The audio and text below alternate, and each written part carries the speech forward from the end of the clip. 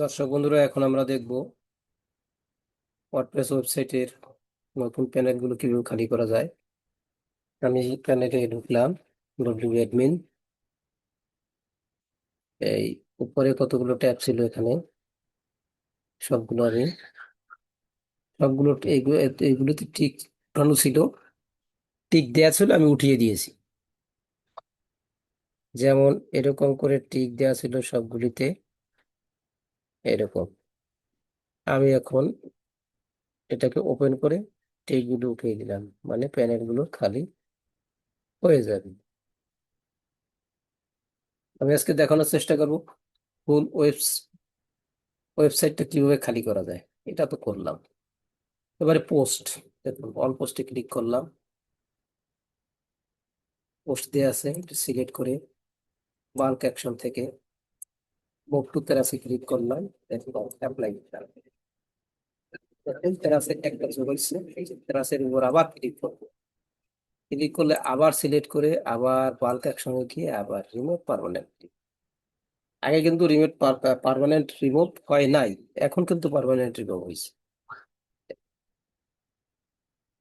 এবার যাবো page, all page এই একইভাবে আমি রিমুভ করবো। দেখুন এই যে সিলেক্ট করলাম, বাল্ক অ্যাকশনে ক্লিক করলাম, মুভ টু তেরাস, তেরাসের মধ্যে জমা হবে।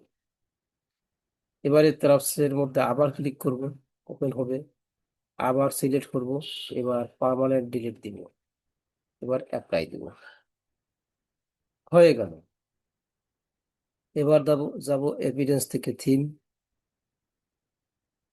থিমে ক্লিক করলে আমার দেখুন কতগুলো থিম আমার হাজির আছে। এগুলো যেটা রাখবো না সেটা আমি সেটার উপর ক্লিক করব, ক্লিক করলাম, এটাতে ডিলিট বাটন আছে, দেখুন ডিলিট করে দিলাম।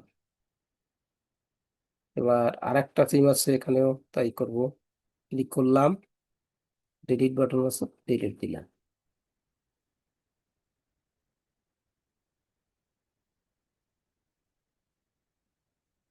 এবার আমি যাব প্লাগইন, কয়টা প্লাগইন আমার ইনস্টল করা আছে দেখুন। সবগুলো প্লাগইন আমি একটা বাদে, এই যে ব্যাকআপ লাগতে পারে, এই কটা বাদে আর সবগুলো প্লাগইন আমি আনইনস্টল দেবো। তবে আগে ডিএক্টিভ করে নিতে হবে, না হলে আনইনস্টল হবে না, মানে ডিলিট করা যাবে না। আপনি শত চেষ্টা করলেও ডিলিট হবে না, ডিএক্টিভ আগে দিতে হবে।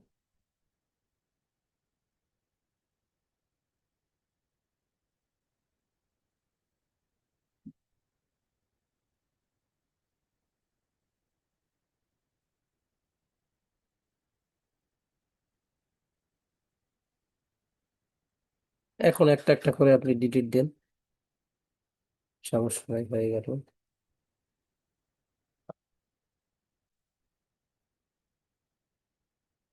ডিলিট হয়ে গেল এক একটা,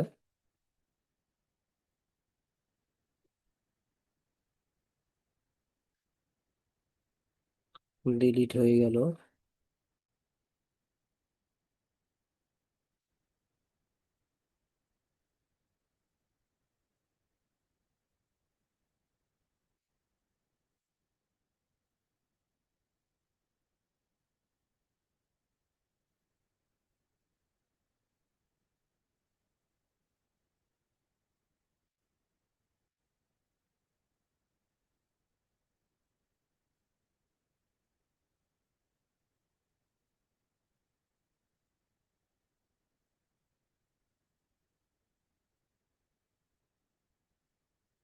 এটা ডিলিট হবে না এবং একটিভ হবে না।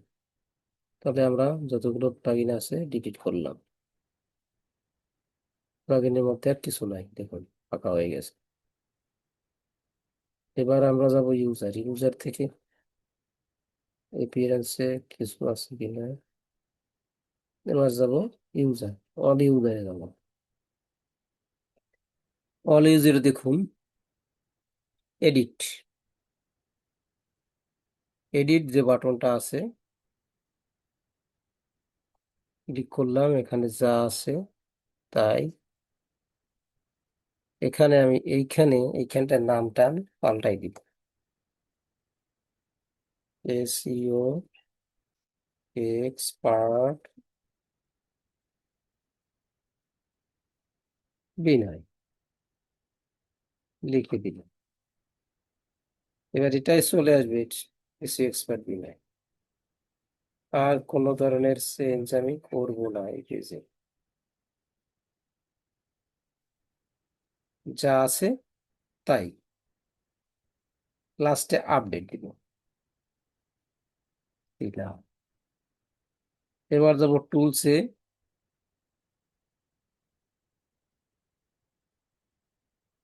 টুলসে আমার কিছু দরকার নেই, তবে কলাপস মেনুর উপরে সেটিং দেখুন, জেনারেল সেটিং ক্লিক করুন।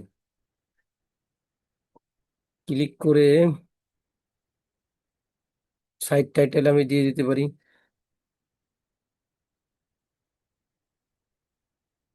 সাইট টাইটেল কি দিব? এসইও এক্সপার্ট বিনয়, এটা দিয়ে দিলাম। এবার ট্যাগ লাইন কি দেওয়া যায়? ট্যাগ লাইন দেওয়া যায় number 1, SEO service in Bangladesh. Number 1 SEO service in Bangladesh, এটা দিলাম। একটা আইকন আমি দিতে পারি, আইকন যদি থাকে আমাদের, তারপরে আমরা দিয়েই দিতে পারি।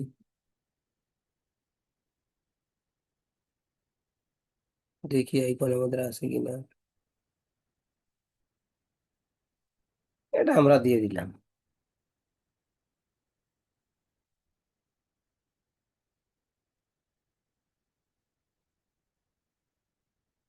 এটাকে আমরা দিয়ে দিলাম।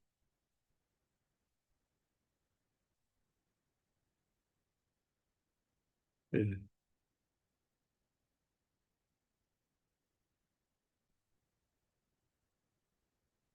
এবার দেখুন এই যে ল্যাঙ্গুয়েজ যেটা আছে ওটা থাকবে। এবার এইটাতে, এটাকে ক্লিক করার পর আপনার কোন দেশ থেকে দেখছেন, কোন দেশ থেকে কাজ শিখছেন, সেখানে ক্লিক করে সেই দেশ, যেমন আমি ঢাকা, ডিএইচে যদি লিখি ঢাকা চলে আসবে। দেখুন এই যে সিলেক্ট করে দিব। যদি কলকাতা হয় কলকাতা থেকে এটা দেবেন। মোটমাট এখন আমি এখানে কিচ্ছু করব না, আর সেভ দিব।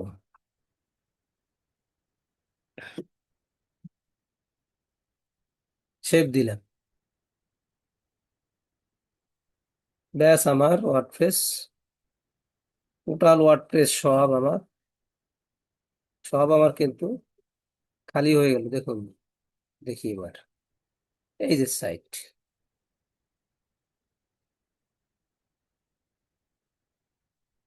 সাইট কিন্তু খালি হয়ে গেছে। এবার আমি এই সাইডে থিম ইনস্টল করব এবং প্লাগইন ইনস্টল করব। অ্যাপিয়ারেন্স থেকে থিমের উপর ক্লিক করলাম, অ্যাড থিমে ক্লিক করলাম। এবার এখানে লিখবো জেনারেট, GNERAT, জেনারেট প্রেস নামে একটা থিম আছে, সেটা আমরা অ্যাক্টিভ করব। এই যে এটার উপর ক্লিক করি, দেখুন এই যে ইনস্টল দিলাম। এবার অ্যাক্টিভ দিলাম,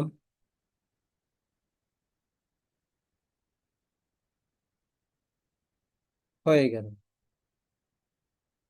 এবার আমি প্লাগইনের উপর ক্লিক করব, করে প্লাগইনটা ইনস্টল করলাম। অল প্লাগইনে ক্লিক করলাম, অ্যাড প্লাগইনে ক্লিক করলাম। এই প্লাগইনটা কিন্তু ফ্রি দিলে হবে না, একটা দিতে হবে প্রিমিয়াম। আমাদের কাছে প্রিমিয়াম আছে, upload theme, GP premium theme, এটা দিয়ে দিলাম।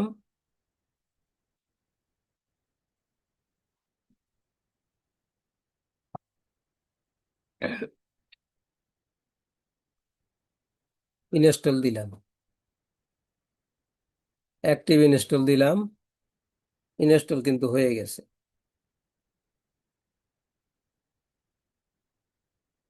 এবার আমি যাব এপিয়ারেন্স থেকে থিমের মধ্যে দেখুন জেনারেট প্রেস, এখানে ক্লিক করব।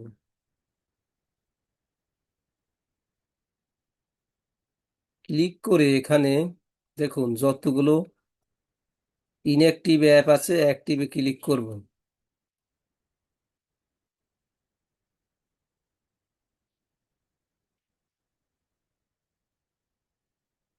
প্লাগইনটা কিন্তু ফ্রিতে কোনো কাজ হবে না, পাওয়াও যাবে না। ক্লিক করলাম। এবার ক্লিক করার পরে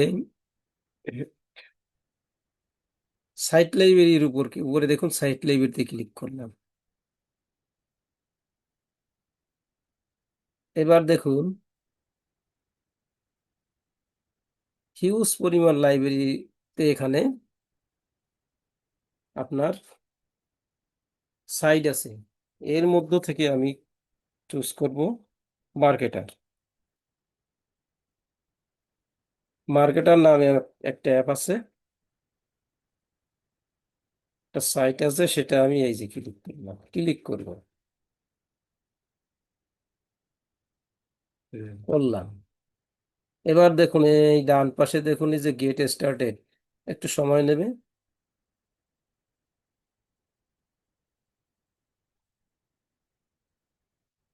এটাকে বাটনটা আমি ক্লিক করে আমি সবুজ করে দিলাম, মানে আন্ডারস্ট্যান্ড, বুঝতেছি। Begin import. এবার ইম্পোর্ট, ইম্পোর্ট দিলাম।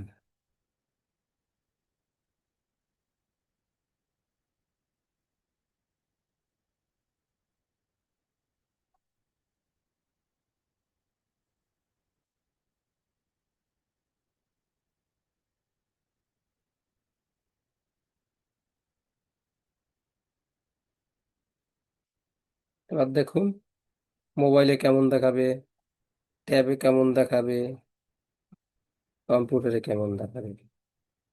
জাস্ট হয়ে গেল ইনস্টল।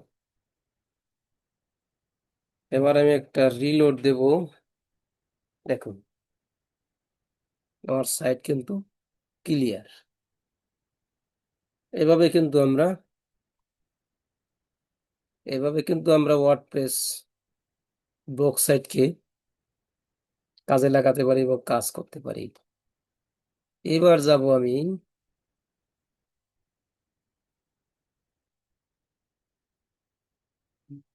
এটাতে কাজ করব। আবার ড্যাশবোর্ডে গেলাম। ড্যাশবোর্ড থেকে আমি যাব অ্যাপিয়ারেন্স থেকে থিমে গেলাম। থিমের নিচে দেখুন কাস্টমাইজেশন। এই কাস্টমাইজেশনটাকে আমি কাস্টমাইজ করব।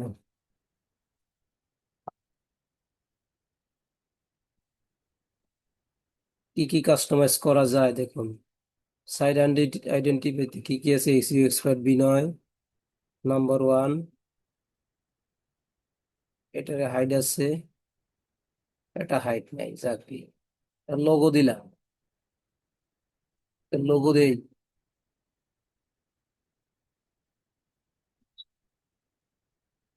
হম,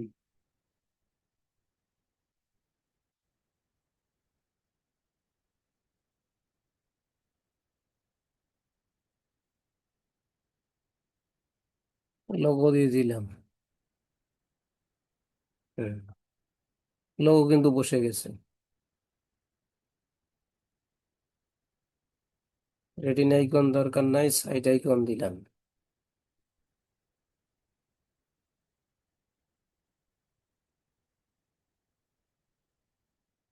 এরপর যাবো লেআউট। লেআউটের মধ্যে দেখুন কন্টেনার আছে, হেডার আছে, প্রাইমারি নেভিগেশন আছে, স্টিকি নেভিগেশন আছে, ওয়াব ক্যানভাস প্যানেল আছে, স্লাইড বার আছে, ব্লগ আছে, ফুটার আছে। এবার দেখো কন্টেনার থেকে কি কি কাজ করা যায়।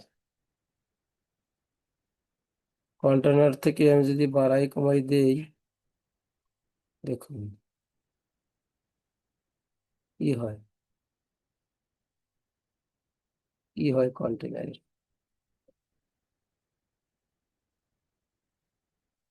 এই থিমটা কিন্তু নিচের দিকে যাচ্ছে। এটা দিছি আমি স্পেসিফিক, মানে আমার হেডার থেকে বডি যে সেইটা। আর এটা ছিল 1200। 1200 ছিল, আমরা একটু টেনে দিই। এরকমই থাক, দিলাম। সেপারেট কন্টেন্ট, এখানে দেখুন এই যে টপে কতটুকু জায়গা বাড়তেছে। হ্যাঁ, ও যেখানে আছে ওখানেই থাক।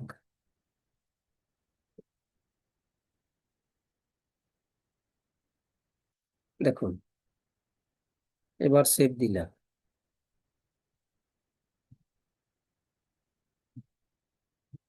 এবার হেডার, এইবার হেডারে দেখুন, টপ অন করে দিই, কি দাঁড়ায় দেখুন, লোগো চাচ্ছে। হেডারে লোগো চাচ্ছে, লোগোটা দিয়েই দেখি না কেমন দেখায়।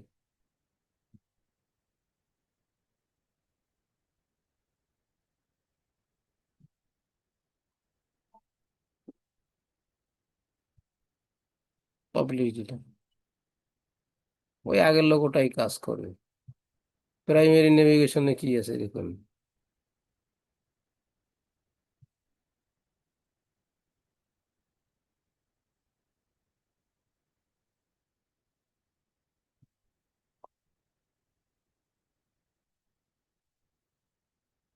হুম, যা আছে আমরা দেখতে থাকি। এই, এটা দিলে কি হবে? এটা দিলে আমার ওই যে মেনুটা এদিকে সরে আসবে ওটা। লো হেইট কেমন হবে দেখুন। লোগোটাকে আমরা একটু বড় বানাতে পারি না?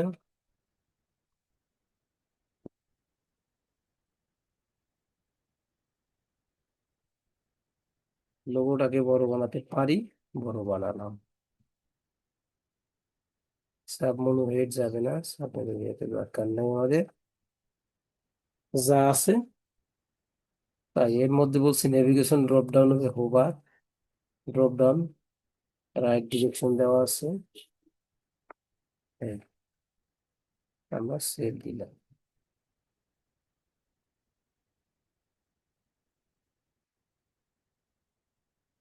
স্টিকি নেভিগেশন যা আছে তাই, দেখি তো কোথায় কি আসে।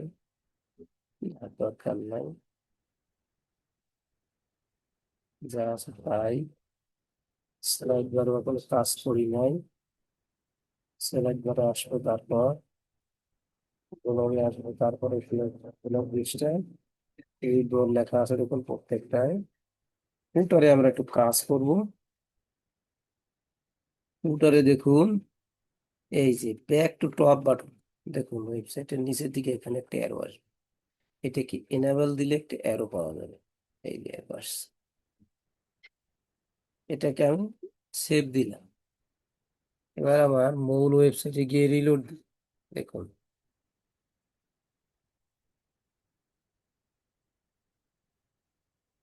মূল ওয়েবসাইটে গিয়ে রিলোড, দেখুন চলে আসছে।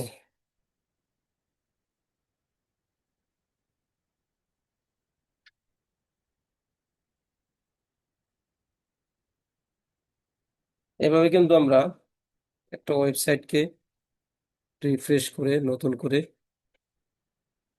ডিজাইন করতে পারি।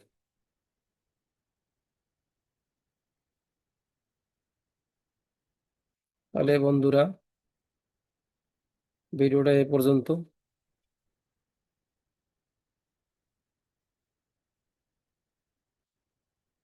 আজ থাক।